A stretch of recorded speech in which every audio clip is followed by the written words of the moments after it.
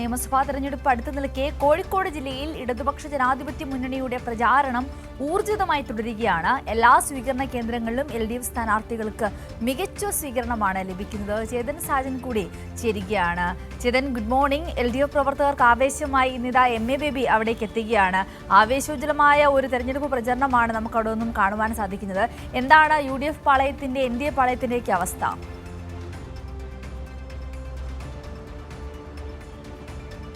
അതേ സിന്ദൂരി, തെരഞ്ഞെടുപ്പ് പ്രചാരണം അതിൻ്റെ അവസാന ലാപ്പിൽ എത്തിയിരിക്കുകയാണ്. LDFിൻ്റെ പ്രചരണ പരിപാടികൾ ടോപ്പ് ഗിയറിലായിരിക്കുകയാണ്.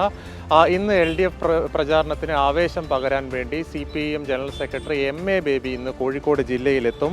അദ്ദേഹത്തിന് 5 ഇടങ്ങളിലാണ് ഇന്ന് പരിപാടിയുള്ളത്. ആദ്യം ഈ കുറ്റ്യാടി നിയോജക മണ്ഡലത്തിലാണ് 11 മണിക്ക് കുട്ടോത്തുകാവ് വെച്ച് അദ്ദേഹം ജനങ്ങളെ, വോട്ടർമാരെ അഭിസംബോധന ചെയ്യുന്നതായിരിക്കും. പിന്നീട് 2 മണിക്ക് കോഴിക്കോട് പ്രസ് ക്ലബ്ബിൽ മാധ്യമപ്രവർത്തകരുമായി അദ്ദേഹം സംവദിക്കും.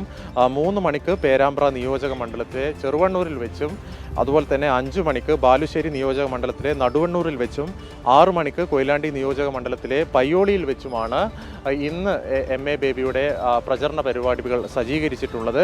ഒപ്പം തന്നെ വിവിധ ഇടങ്ങളിൽ CPIMൻ്റെ ദേശീയ നേതാക്കൾ ഈ കേരളത്തിൽ ക്യാമ്പ് ചെയ്യുന്നുണ്ട്. പ്രധാനമായും പാലക്കാട് ജില്ലയിൽ സുഭാഷിണി അലിയുമൊക്കെ ഇന്ന് എത്തുന്നുണ്ട്.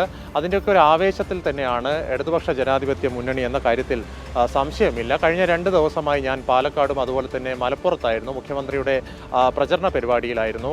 എല്ലായിടത്തും വമ്പിച്ച ഒരു സ്വീകരണമാണ് ഈ മുഖ്യമന്ത്രിക്കും അതുപോലെ തന്നെ എല്ലാ LDF പ്രചരണ പരിപാടിയിലും കാണാൻ വേണ്ടി സാധിക്കുന്നത്. പ്രധാനമായും ഈ തെരഞ്ഞെടുപ്പിൽ അദ്ദേഹം എടുത്തു പറഞ്ഞത് വളരെ പ്രസക്തമായ കാര്യം എന്നത്, ഇപ്പോൾ കഴിഞ്ഞ അവസാനത്തെ നിയമസഭ, അത് ഏത് സർക്കാരിനെ സംബന്ധിച്ചിടത്തോളം അതൊരു മുൾമുനയിൽ നിൽക്കുന്ന ഒരു നിയമസഭാ സമ്മേളനമായിരിക്കും. പക്ഷേ ഈ തവണത്തെ ഈ നിയമസഭാ സമ്മേളനം നോക്കുകയാണെങ്കിൽ സംസ്ഥാന സർക്കാരിനെതിരെ കഴമ്പുള്ള, സംസ്ഥാന സർക്കാർ ഈ മന്ത്രിസഭയിലെ ഏതെങ്കിലും ഒരു മന്ത്രിക്കെതിരെ കഴമ്പുള്ള ഒരു ആരോപണം ഉന്നയിക്കാൻ പ്രതിപക്ഷത്തിന് സാധിച്ചില്ല.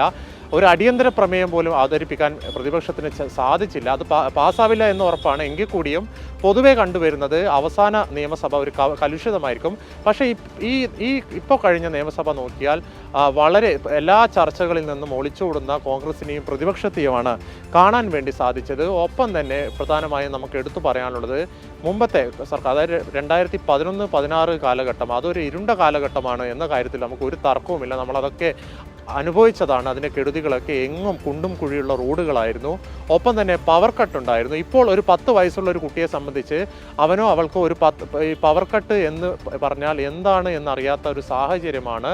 അത് ഈ സംസ്ഥാന സർക്കാരിൻ്റെ ഏറ്റവും വലിയ നേട്ടങ്ങളിൽ ഒന്നാണ്. മറ്റൊരു കാര്യം എടുത്തു പറയേണ്ടത്, ഈ പൊതുജനാരോഗ്യ മേഖലയുടെ നവീകരണവും അതുപോലെ തന്നെ ഈ പൊതുവിദ്യാഭ്യാസ രംഗത്തിൻ്റെ നവീകരണവും 5000 രൂപയാണ് പൊതുവിദ്യാഭ്യാസ യജ്ഞ മിഷന് വേണ്ടി സംസ്ഥാന സർക്കാർ മാറ്റിവെച്ചത്. LDF സർക്കാർ എന്ത് ചെയ്തു എന്ന് ചോദിച്ചാൽ ഒരു വ്യക്തിയോട് അറിയണമെങ്കിൽ കേരളത്തിലെ എവിടെ നിന്നാലും തൊട്ടടുത്തുള്ള പ്രാഥമിക ആരോഗ്യ കേന്ദ്രത്തിലോ തൊട്ടടുത്തുള്ള സർക്കാർ സ്കൂളിലോ പോയാൽ മതി. അപ്പോൾ നിങ്ങൾക്ക് മനസ്സിലാവും LDF സർക്കാർ എന്താണ് ചെയ്തിട്ടുള്ളത് എന്ന കാര്യമാണ് പ്രധാനമായും മുഖ്യമന്ത്രി എടുത്തു പറഞ്ഞത്. ഒരു പക്ഷേ ഇതൊക്കെ ചെയ്യാൻ സാധിച്ചത് 2021 തുടർഭരണം ലഭിച്ചതുകൊണ്ടാണ്. കേരളത്തിലെ എപ്പോഴുമുള്ള പതിവ് മുന്നണികൾ മാറി മാറി വരുന്നതാണ്. ഇത് പ്രധാനമായും കേരളത്തിൻ്റെ വികസനത്തെ മുരടിപ്പിച്ചിട്ടുണ്ട്. ഇത് 2021 തുടർഭരണം ലഭിച്ചതോടുകൂടി എല്ലാ മേഖലകളിലും വികസനം തുടരുന്ന കാഴ്ച കാണാൻ വേണ്ടി സാധിച്ചു. 2026 ഈ വികസനം തുടരണമെങ്കിൽ ഭരണം ലഭിക്കണമെന്നായിരുന്നു കഴിഞ്ഞ ദിവസങ്ങളിൽ മുഖ്യമന്ത്രി പറഞ്ഞത്. പിന്നീട് മറ്റൊരു കാര്യം എടുത്തു പറഞ്ഞത്, ഈ ഡീൽ ആരോപണം, വലിയ രീതിയിൽ പ്രതിപക്ഷം സംസ്ഥാന സർക്കാരിനെ പ്രതിരോധത്തിലാക്കാൻ വേണ്ടി ഡീൽ ആരോപണം കൊണ്ടുവന്നെങ്കിലും അത് പൊളിഞ്ഞു പാളീസാവുന്ന കാഴ്ചയാണ് കാണാൻ വേണ്ടി സാധിച്ചത്. 2 വിഷയങ്ങളുണ്ട്. ഒന്ന്, RSSുമായി ഡീൽ ചെയ്യുന്നതാണ് പ്രതിപക്ഷ നേതാവ് VD സതീശനടക്കം പറയുന്നത്.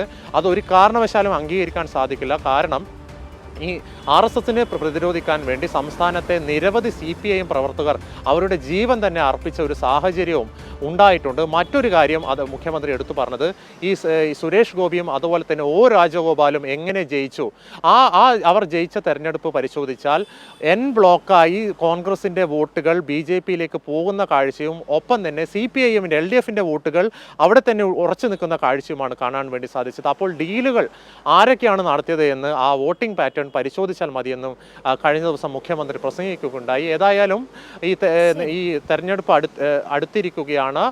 എല്ലാ മുന്നണികളും വൻപിച്ച ആത്മവിശ്വാസത്തിലാണ്. തുടർഭരണമാണ് LDFിൻ്റെ ലക്ഷ്യം. നിലവിൽ പണി പൂർത്തിയാക്കാൻ പുരോഗമിക്കുന്ന നിരവധി വികസന പ്രവർത്തനങ്ങളുണ്ട്. അത് പൂർത്തീകരിക്കേണ്ടതുണ്ട്. അതിനുവേണ്ടി ഇത്തവണ LDFിനെ തിരഞ്ഞെടുക്കണമെന്നാണ് പ്രധാനമായും LDF നേതാക്കളൊക്കെ പറയുന്നത്. വികസനം LDF അല്ലാതെ മറ്റാര് എന്നാണ് പ്രധാനമായും ക്യാമ്പയിൻ മുൻനിർത്തി ഇടതുപക്ഷത്തിൻ്റെ പ്രചാരണ പരിപാടി. ഏതായാലും തെരഞ്ഞെടുപ്പ് അടുത്തതിനൊക്കെ വൻപിച്ച ആത്മവിശ്വാസത്തിലാണ് ഇടതുപക്ഷ ജനാധിപത്യ മുന്നണി. സിന്ധൂരി.